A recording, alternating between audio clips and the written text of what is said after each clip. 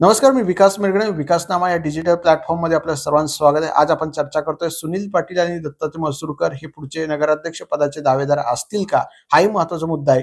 त्यामुळे दत्तात्रय मसुरकर यांना शह देण्यासाठी सुनील पाटलांना घेतलं का, घ्यावं लागलं का, हाही महत्त्वाचा मुद्दा आहे. कारण येणाऱ्या खोपोली नगर परिषदेमध्ये कोणत्या पद्धतीचे आरक्षण पडतं हे पाहणं आपल्याला खूप महत्त्वाचं ठरणार आहे. कारण सध्या सुनील पाटील जे आहेत शिंदेच्या शिवसेनेतून थेट अजित पवार गटामध्ये आलेले आहेत आणि तिकडे दत्तात्रय मसुरकर यांच्यावर विधानसभेच्या निवडणुकीच्या निमित्ताने आरोप प्रत्यारोप झालेले आहेत. राष्ट्रवादी काँग्रेसकडून आरोप प्रत्यारोप करण्यात आले, सुधा घारेंकडून करण्यात आलेले आहेत.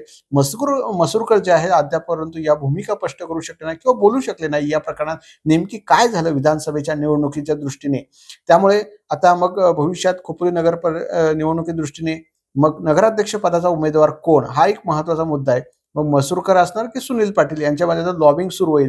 परत एकदा खोपोलीच्या राजकारणामध्ये दोघांना एकमेकांना शह देण्याची चर्चा सुरू होईल. खोपोलीचं राजकारण हे आपल्या सर्वांना माहिती आहे.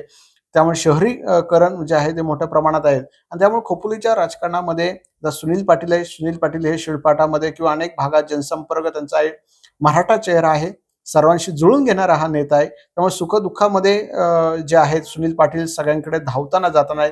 त्यामुळे एक मराठा चेहरा, ग्राउंड लेवलचा नेता अशी सुनील पाटलांची ओळख आहे. मात्र ते पक्ष बदलत असल्यामुळे त्याचा फटका बसतो का, हेही महत्त्वाचा मुद्दा आहे. मूळ मुद्दा चर्चा असा आहे की आगामी काळामध्ये अजित पवार गटाचा नगराध्यक्ष पदाचा उमेदवार कोण असणार, हाही महत्त्वाचा आहे. आरक्षण कशा पद्धतीने पडतंय, महिला पडतंय का, हे महत्त्वाचं. पण महिला पडलं मग ज्या अश्विनीताई आलेल्या आहेत त्यांचा पक्षप्रवेश झालेला आहे आज, त्यामुळे ते चेहरा असतील का, असे सगळे मराठा ओबीसी कशा पद्धतीने आरक्षण पडतं हा एक महत्त्वाचा चेहरा असेल ओपन किंवा.